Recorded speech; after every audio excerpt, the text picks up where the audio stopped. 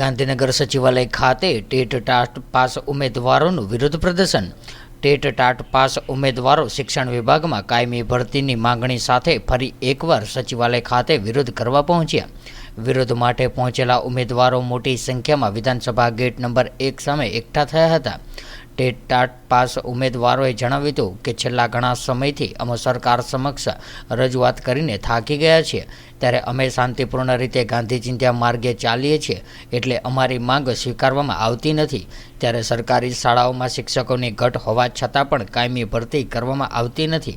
જો કે રજૂઆત અને વિરોધ માટે એકઠા થયેલા ટેટ ટાટ પાસ ઉમેદવારો ઉગ્ર સૂત્રોચ્ચાર અને વિરોધ કરે તે પહેલાં જ પોલીસ તંત્ર દ્વારા તમામની અટકાયત કરવામાં આવી હતી અને પોતાની માંગણીઓ સંદર્ભે શિક્ષણ મંત્રી તથા મુખ્યમંત્રીને આવેદનપત્ર આપવા માંગતા ઉમેદવારોને પોલીસ પ્રશાસન દ્વારા અટકાયત કરવામાં આવી હતી।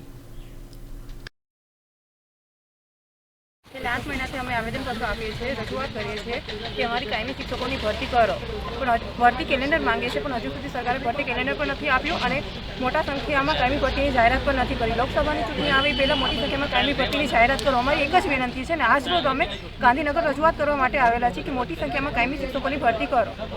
અચ્છા, આજે જ ઘણા સમયથી રજૂઆત છે, રજૂઆતો તો સાંભળવામાં આવતી નથી, તો માત્ર આંદોલન પૂરતું જ છે તમારો દેખાવ? નહીં, અમે ગાંધીજીના માર્ગે ચાલીએ છીએ, એટલા માટે અમારી રજૂઆત નથી સાંભળવામાં આવતી। અમે કોઈ અહીંયા હિંસક પ્રવૃત્તિ કરતા નથી, સરકાર અમારી વાત સમજતી નથી। અમે તો ગાંધીજીના માર્ગે ચાલીને જ સરકારને વિનંતી કરીએ છીએ કે તમારે અમારી વાત સાંભળો અને કાયમી શિક્ષકોની ભરતી કરો, મોટી સંખ્યામાં ભરતી આપો।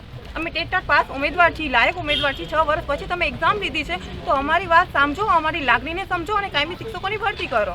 અચ્છા, અત્યાર સુધી સરકારને મતલબ આશા રાખીએ છીએ કે સરકાર અમારી વાત સાંભળે અને કાયમી શિક્ષકોની મોટી ભરતી આપે, અમને એક જ આશા રાખીએ છીએ।